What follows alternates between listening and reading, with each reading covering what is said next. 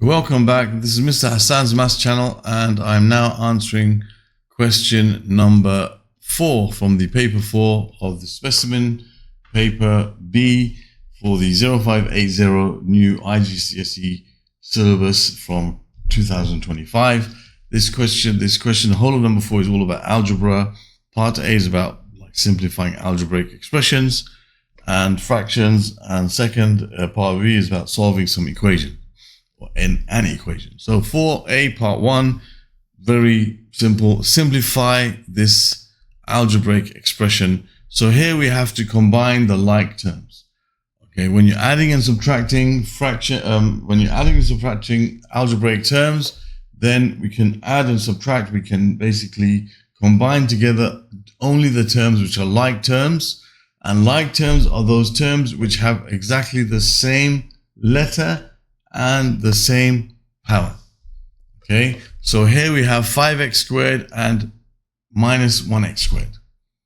Those can be combined together. I can't combine the 5x squared and the minus 7x, okay, but the 5x squared can be combined with the minus x squared, and the minus 7x can be combined with the 6x. So 5x squared minus x squared is 4x squared, and minus 7x plus 6x is going to be minus x, and that's as far as we can go. Okay, there's no simplifying. Does not mean factorizing. Factorizing is not simplifying in it of itself. So you don't need to write x times 4x minus 1. No, this is simplifying. Okay, you only factorize in simplifying when you are trying to simplify a fraction, an algebraic fraction.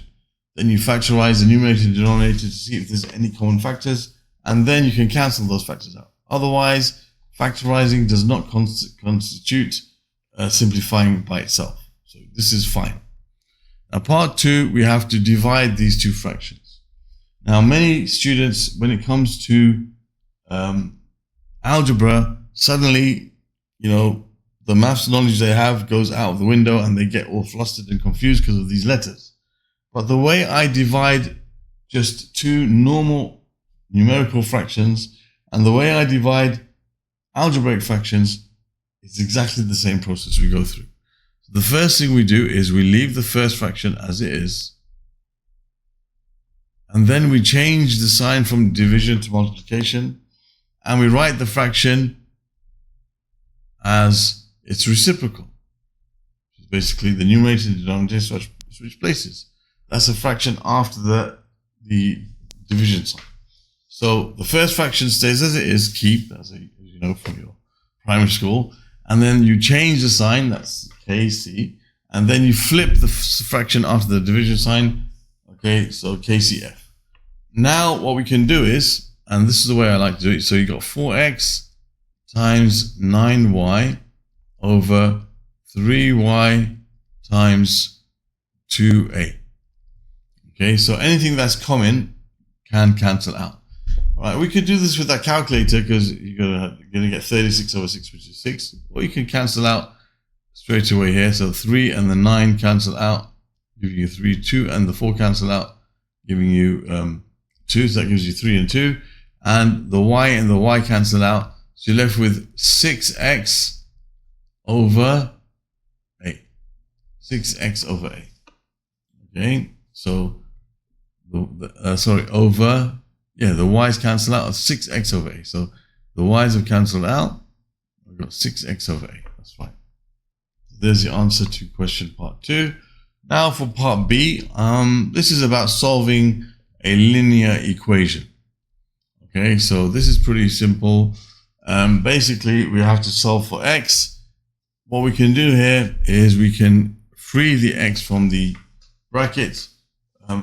I will make a quick check to see if this number 17 is divisible by this 5. If it was divisible, I would just divide them and then continue. I could still divide them, but I don't want to end up with decimals. Why make your life more complicated? So what I'm going to do is I'm going to expand the bracket. So 5 times 3 is 15, minus 5 times 2 is 10. So 15 minus 10x. Don't forget to multiply by both terms. That's equal to 17. And then I want to bring the numbers on one side and the x's on the other side. I'll choose this side for the x's, so I'll add 10x to both sides. I'll choose this side for the numbers. So I shall subtract 17 from both sides. End up with -2 is equal to 10x. So that means x is equal to -2 over 10, which is the same as -1 over 5. Okay, so there's the answer to part B of this question. And that concludes this question, I think. Okay, that concludes this question from this paper. This is question number 4 from the paper. Other questions from this particular paper can be found in the playlist that will be appearing on the top right of the screen at the end of this video. Other questions from the topic of simplifying algebraic expressions as well as solving linear equations. You'll find both playlists here. You can subscribe to my channel by clicking the link on the top. Thank you for watching and see you soon.